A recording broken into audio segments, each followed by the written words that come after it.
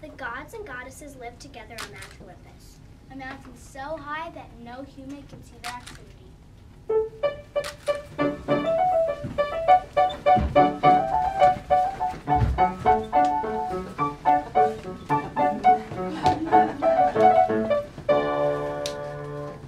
At the start, there was Gaia. I am Gaia, source of all life.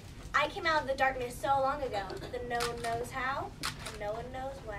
There was her grandson, Zeus. I am Zeus. I am the most powerful of all the gods. My weapon is the lightning bolt. With it, I can govern the sky and secure my place as the most powerful of all the gods.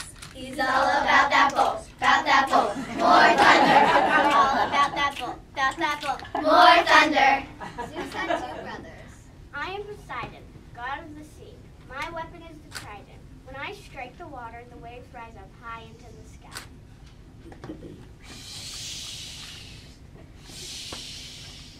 I am Hades, god of the underworld. My weapon is the cape of invisibility. When I wear it, I can sneak up on my enemies without being seen. Zeus also had three sisters. I'm Hera, the goddess of marriage and family. I'm also Zeus's wife. I am Demeter, the goddess of fertility. I tend to the fields of flowers with my daughter Persephone. I am Hestia, the keeper of all the hearth and the tender to all the world's fire. Zeus shared his throne on Mount Olympus with his brothers and his sisters and all their children. Together they served as the major gods of ancient Greece. You should have seen their family reunions. I am Ares, son of Zeus and god of war. I'm always very busy and I have my sword and shield at my side. I'm Aphrodite, the goddess of love. People love to paint my picture. I'm Hermes, herald and messenger of all gods. Hey, I just bring the news. I don't make it. I'm Persephone, daughter of Demeter and goddess of spring. It's nice to be back from the underworld. More on that later. I'm Athena, goddess of wisdom and art. I'm a real headache to my father Zeus. I'm Apollo, son of Zeus and god of the sun. You can thank me for all your lovely pans. I'm Dionysus, the youngest of the gods and the god of wine. I'm so popular that I get invited to all the parties and celebrations.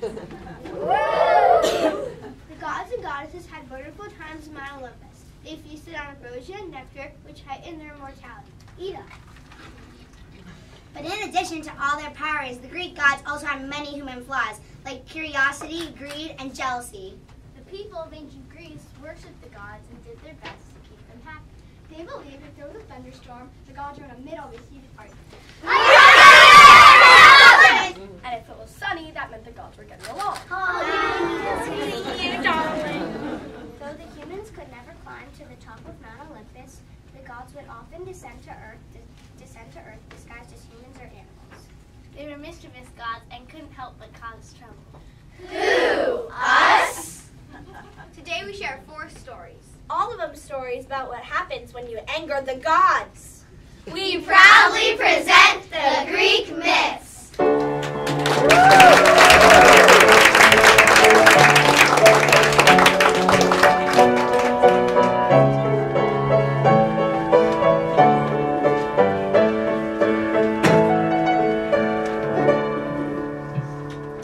Myth of Arachne.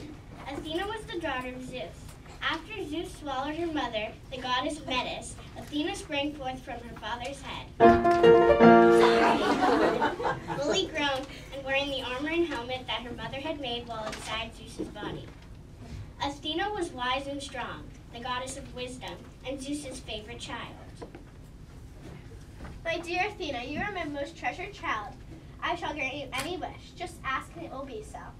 Though I am the goddess of wisdom, I long for creativity as well. Kind Father, bless me with the gift of artistry and I shall be content. Zeus kept his promise, and Athena became a master of craftsmanship and the goddess to artists.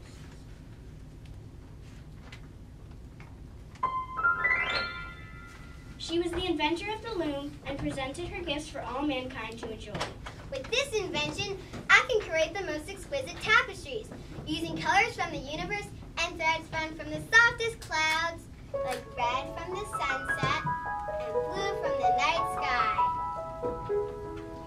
Everyone in Greece worshipped the artistry of Athena until one day, a young maiden, the proud Arachne, challenged the goddess. Excuse me? Who dare challenge the goddess Athena? Patience, please. I'm just getting to that. Arachne was a young girl who lived in Lydia, famous for its purple dye. Her joy was weaving, and she wore the most beautiful clothes anyone had ever seen. Look at my craftsmanship. I make the men weep on my artwork and the skill of my hands. I'm the greatest weaver in all the world. I'm the greatest weaver since the world began, no doubt. In fact, call me crazy, but I think I could be better than Athena herself. Oh, no, she didn't. Oh, yes, I did. Athena heard this, of course. The gods were always very quick to hear criticism, and even swifter to act against it. Athena was hurt and dismayed by Arachne's words, for she truly cherished mortals and only wished for their betterment. However, this disrespect could not go unpunished. You poor child, you don't know how foolish you are. Athena disguised herself as an old woman and went down to earth to Arachne's house. She met with Arachne and gave her the opportunity to correct her mistake.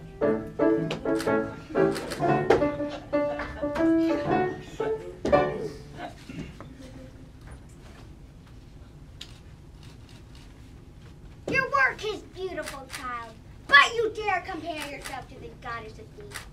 Why not be content to be the best among the mortals and leave the work of the gods to the gods themselves? Because I am better than the gods. Let the goddess Athena come down and measure her skill against mine.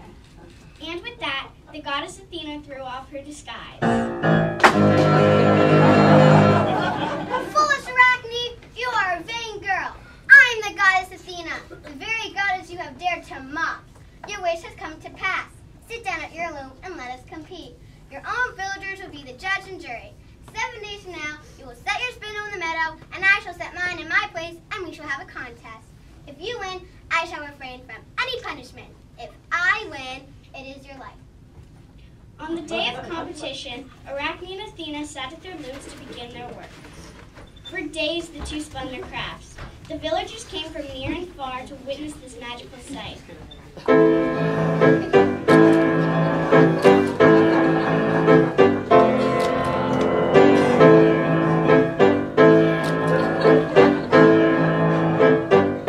Though Arachne's loom produced a rich and beautiful canvas, it was no match for the goddess Athena, who seemed to weave the very sky into her fabric.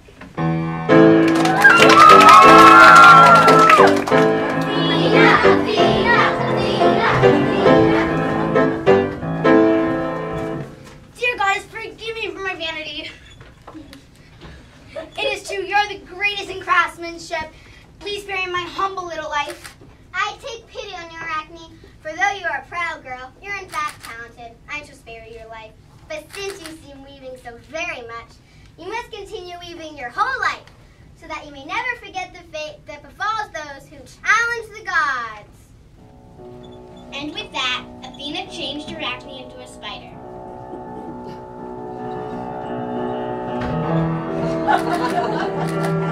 Go on, foolish girl, spin your thread and weave your empty net forever. And that is why spiders are called arachnids by those who know them best.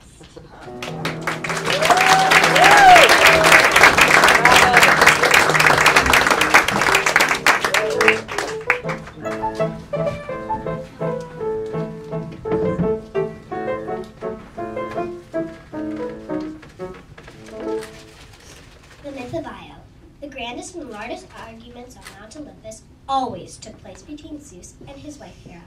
Hera was the most powerful and splendid of all the goddesses. Oh, stop, Near. You're too much. But she was also the most jealous of goddesses and was fiercely suspicious of her husband. Good morning, my dear, and where are you off to so early? I will be taking another trip down to Earth today. Have a wonderful afternoon. Earth? Whatever for? Why? To check upon the fields and pastures. I want to make sure Demeter has all the fertility under control. Will you be long? No longer than usual. See that Mount Olympus is taking care of my absence. Hera was not fooled by her husband and knew his trips to Earth were to visit his many mortal wives. For Zeus, as the mightiest of gods, made it a priority to have many children. Hera decided right then and right there she would put a stop to it. I will follow him this time, and my wrath will be felt on all the land. In truth, Hera's suspicions were well founded. On this particular day, Zeus had decided to visit one of his wives, a beautiful mortal named Io. My dear Io, you are the most beautiful of all my mortal wives. And you are the mightiest of all the gods. How privileged am I to be your wife? Their polite conversation was interrupted when Zeus noticed Hera in the distance, fast approaching and the rage of fire burning in her eyes. Io, forgive me for what I'm about to do. And with that, he quickly turned Io into a cow. Excuse me, what did you say?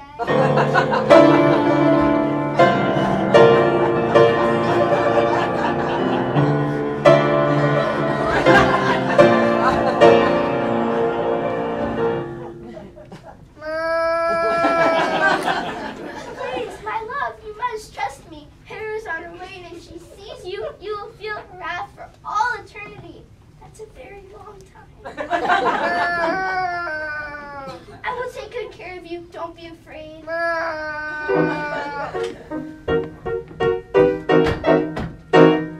Good morning, hello, my dear. Surprised to see me? My darling wife, what a pleasant surprise. How good of you to come to Earth to check on me. It must be that you have missed me terribly. Yes, of course. That's exactly the reason I came. Well, not much to report, unfortunately. The pastures are doing very well. Look at how healthy and beautiful the cows are.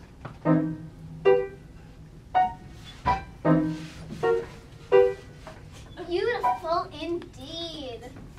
But Hera was not fooled. She knew the trickery of her husband, and so she decided to play a little trick of her own. In fact, now that I think of it, this is the most beautiful cow I've ever seen. I've never seen one so white, with such dark, exquisite eyes. Oh, how I wish I had a cow of my own. May I keep her? Keep her? But my dear, you are an all-powerful goddess. What do you want with this silly little cow? Are you denying me my wish, Zeus?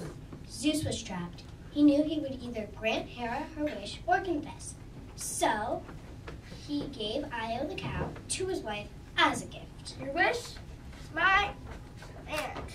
Why, thank you. I will take extra care of this precious gift. You may go now. All right, then. See you later. I'll just be back on my Olympus then. Bye.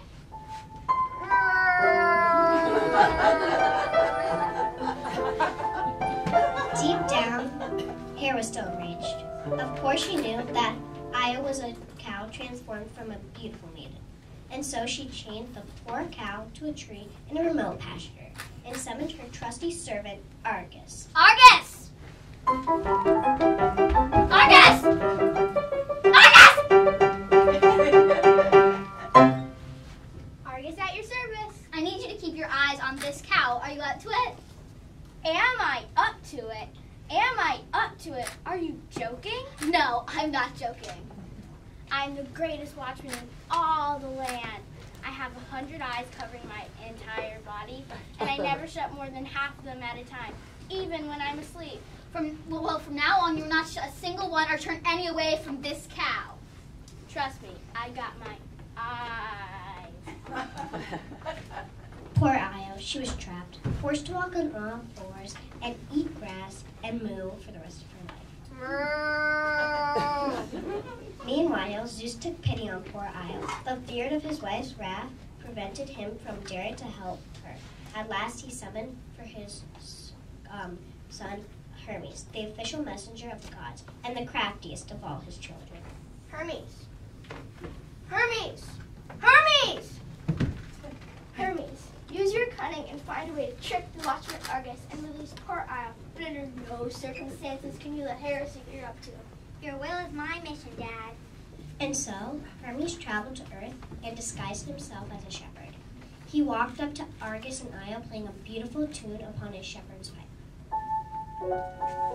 Argus, having nothing to do but watch a cow all day, was delighted to hear some music. Welcome, welcome, my friend. Boy, are you a sight for sore eyes. I'm a tired old shepherd. May I rest by you for a while? Do, please do. Now tell me, good shepherd, where do you come from? It's funny you should ask that. Long, long ago. Hermes began to tell a long and boring story. And then there was this time where I counted all the grains of sand on the shore. 1, 2, 3, just to see how many there were. 4, 5, 6 grains of sand. 7, 8, 9 Grains of sand? Sandy sand? It had no point. And one by one, each of Argus's eyes began to sleep. And then I watched this tiny slug. It moved very slowly.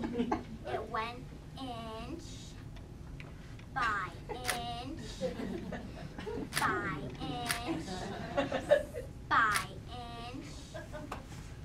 Slugs are the best. Hi, Sluggy Slug. I love you, Mr. Slug. After a long while, the last of Argus's eyes finally shut. Hermes had bored him to death. Once Argus's eyes were no longer watching, he threw off his disguise and quickly freed Io. I can rope a cow. Io, I am Hermes, son of Zeus, for he has taken pity on you, so you must run home to your father and never speak of this again. Thank you, Hermes. Thank you for giving me back my life. Hera was furious when she returned to find Io had been set free, and her beloved Sergus Argus was bored to death. Zeus!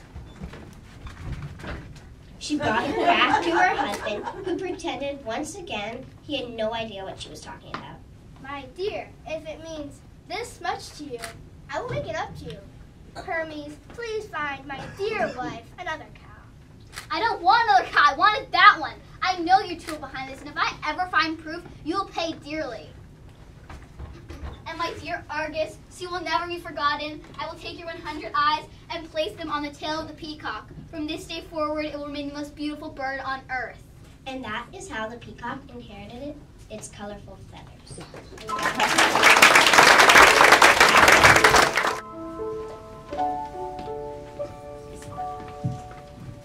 The myth of Pandora. While the gods sat upon Mount Olympus feasting on nectar, there was a young titan, Prometheus, who yearned to make the world of mortals wiser and better than it had ever been before. There came a time when Prometheus challenged Zeus and asked him why he refused to give the human world fire. With fire, humans can warm themselves. They can cook and harvest their food, and without it, they're no better off than the beasts. Fires are only for the gods. It is far too powerful for lowly mortals. They will only misuse it, or worse, they'll become strong and wise like us. And after a while, they might drive us from our kingdom. And what if I asked Hestia directly? After all, she is the keeper of all the hearth. I have given you your answer. Do not cross me, Prometheus. But Prometheus was a proud titan, and he was determined to help the mortals. So he climbed to the top of Mount Olympus and stole an ember from the sacred hearth of Hestia. He gave fire to the humans, providing them with new warmth, strength, and power.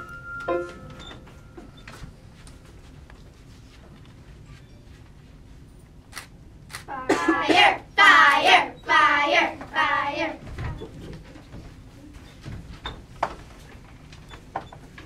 I am sorry I have betrayed you. When I saw those lowly mortals shivering at night, forced to eat raw meat, I couldn't help but interfere. This cannot go unpunished. From this day forward, you shall be forever chained to this rock. Forever? It won't be so bad. You're allowed to have visitors. Caw! Caw! Caw! Caw! Zeus also angry with the mortals for accepting the embers and decided he would punish them as well. No longer would they live in the blissful shadow of the gods. Let them keep their fire. I will make them 10 times more miserable than they were before they had it. Since Zeus was a clever god, he devised a clever punishment. The punishment for mortals would take the form of a beautiful woman, the first woman on earth. I will create a gift for the earth, a beautiful girl. She will look like our own Aphrodite and be blessed with a gift from each of the gods. Hephaestus, god of craftsmanship, I order you to mold this girl out of clay. Aphrodite, crown her with jewels and beauty. Athena, give her wisdom and craft. Apollo, teach her how to sing.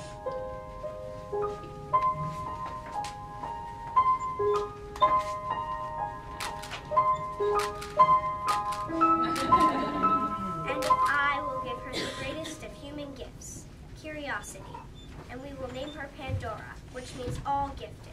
When Pandora was ready to be given to Earth, Zeus ordered Hermes to present her with one final gift.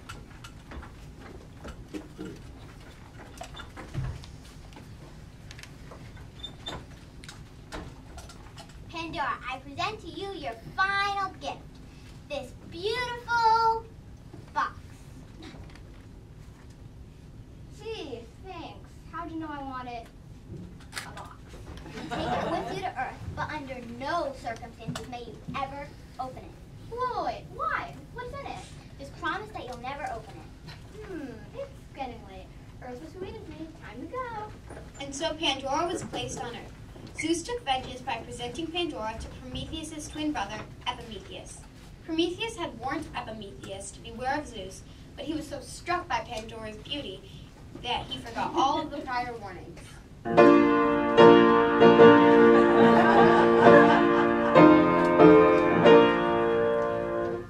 You are a gracious and forgiving God to present me with such a beautiful wife. I thought you would have it out for me after my brother betrayed you. All is forgiven. Good luck in your new lives together. Trust me, you'll need it. Pandora was a blessed young woman, now happily married and with every gift a mortal could ask for, but she was not perfectly happy. As the days passed, she could not stop thinking about what might be inside that box. How I wish I could open it. I mean, I know I have everything. But if I could only see a tiny little peek of what's inside this box, I just know my life will finally be complete. I'm sorry, Pandora, I can't let you open the box. My brother betrayed the gods, and now look at him. I'm sorry, but I can't let you. It was not long before Zeus's gift of curiosity finally got the best of Pandora, and she could no longer wait to see what was inside the box. In the middle of the night, Pandora snuck out of her house and crept into the garden. She carefully placed the box on the ground. It's only a box. I'm sure one small peek will not do me any harm. Besides, who ever know? Carefully, Pandora took out a little key and opened the mysterious box of the gods. No sooner had she opened it than a terrible wind came forth, and out from the box flew a swarm of human mysteries. Greed. Mine, it's all mine. Slander. I'm not the one to gossip, but a little birdie. Vanity. Enough about you! What do you think of me? And all the other evils in the world that had been spared up until that very moment. Horrified at what she had done, she tried to desperately contain the box and put them back into it. Pandora, what have you done? Close the box. But it was too late. She had lost all of them but one. Pandora had shut the box before Hope had a chance to fly away. Hope, at least I still have hope. So even though Pandora made her tragic mistake and released the miseries into the world, she was able to save Hope. And that is why, though the world is not perfect and miseries do occur, we still hang on to tomorrow, always filled with the hope that things will get better with time.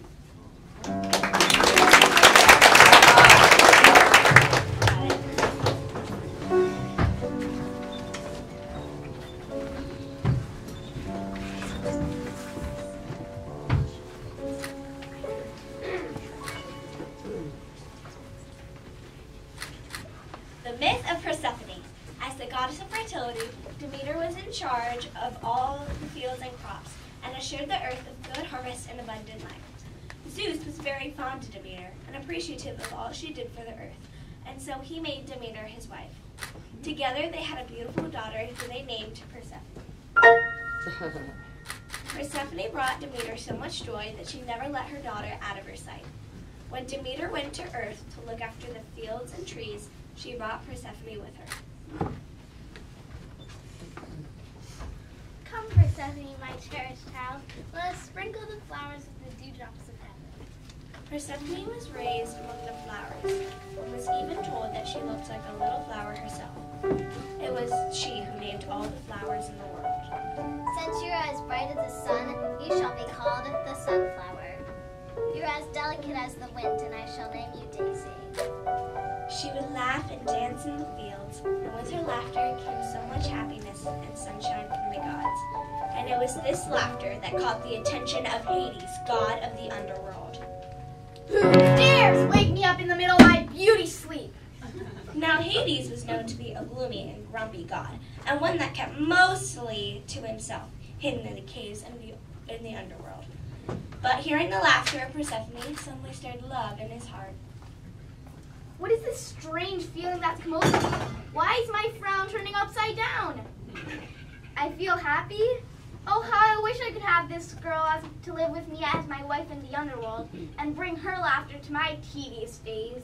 But Hades knew that Demeter would never part with her beloved daughter, and so he devised a mischievous plan to capture the beautiful girl. Mother, the sun is so high in the sky today. Please let me go gather flowers in the meadow. My child, you know I desire to grant you every last request, but there's more danger in the world than your young heart can know. Please, Mother, I promise that I will return before dark. The flowers are so beautiful and plentiful, and I will make the most beautiful crown for you. Very well, Persephone, but do not travel too far or rest behind the trees where I cannot see them. Thank you, Mother. I'll do as you say. But in her excitement, Persephone forgot to heed to her mother's warnings and strayed too far for her mother to see her. Closer. Closer.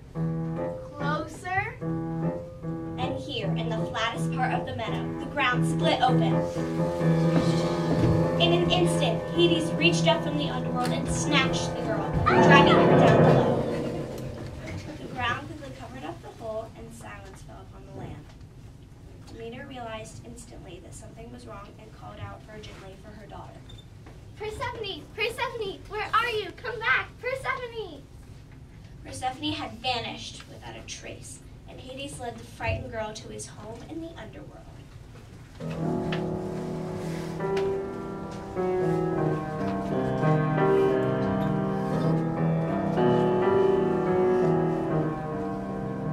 Don't be afraid, Persephone. You'll be happy here. How can I ever be happy in a home such as this, where the sun will never touch my skin? I will give you any gift your heart desires. I will make you a throne of black marble and all the jewels you could ever want. You shall be queen of the underworld. I have no use for cold jewels. I love the warmth of the summer air and the delicacy of the flowers. They are my jewels. I don't want to be queen of the underworld. I want to be with my mother. Enough complaining. What's done is done. You must remain with me now. In time, you'll grow to be happy here. This will take longer than I thought. In the meantime, Demeter had talked with all the birds and discovered what happened to her precious daughter. In a rage, she went to the god Zeus.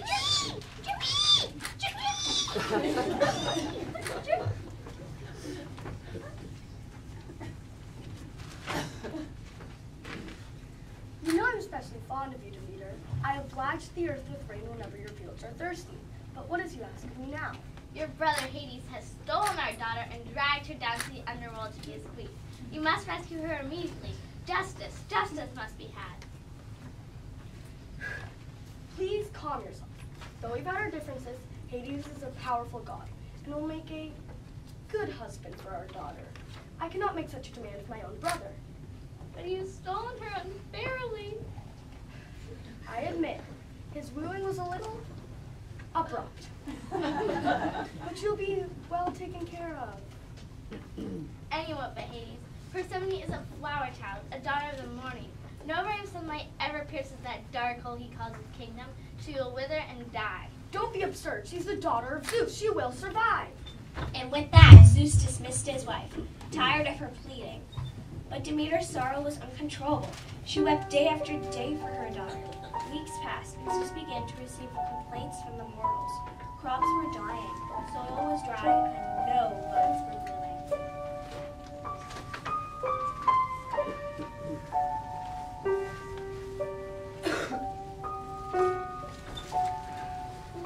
I realize I may not have been entirely fair.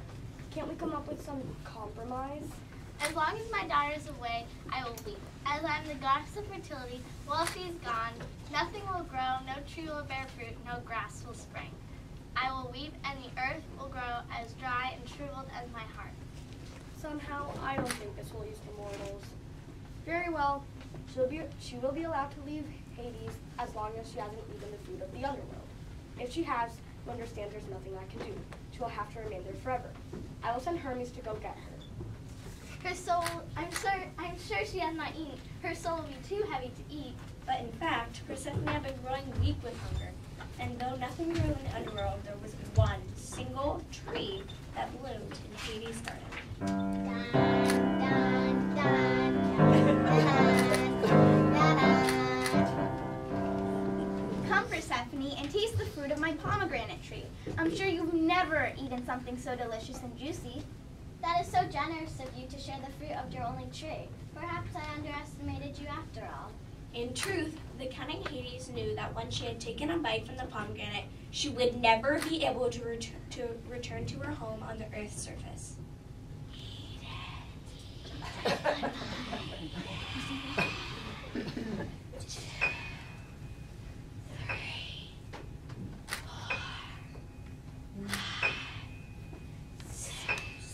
Persephone had eaten 6 seeds when Hermes finally arrived to take her back to Earth. Persephone, your father Zeus had declared you come home with your mother. Come with me, and I shall bring you where the land blooms under the blessings of the sun. Oh, thank you, Hermes. I knew my mother would not leave me here for eternity. But Hades interrupted before their departure. Not so fast, my friends. Persephone has eaten the fruit of the underworld. Since she has eaten 6 seeds, she must remain with me now for 6 months of the year. You may go for now, Persephone, but I will see you again soon. Hades smiled as he watched Persephone leave, for he knew that she would be returning to him. When Demeter saw her daughter again, she ran to her with joy. Sweet Persephone, bum, bum, bum. You're so good. My dear daughter, never again till we be parted. Together we will make nature bloom all year round. I'm sorry, Demeter, but it cannot be. She's eaten of the pomegranate 6 seeds. I'm sorry, Mother.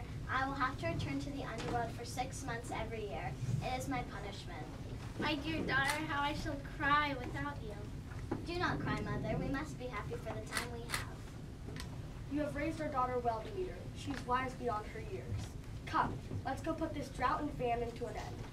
Very well. When you are here with me, I will be happy and smile upon the earth, and everything will bloom in my joy.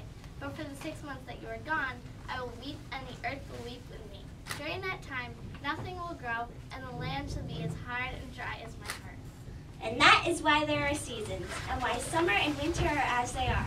For when Persephone returns to her mother in the spring, the sun shines, and when she returns to Hades in the fall, the earth must sleep under frost.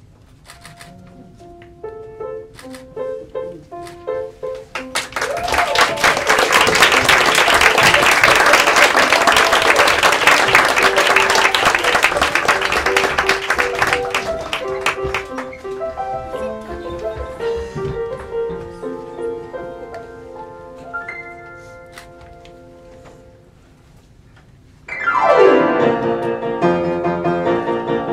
you feel it? Now it's coming back. We can feel it.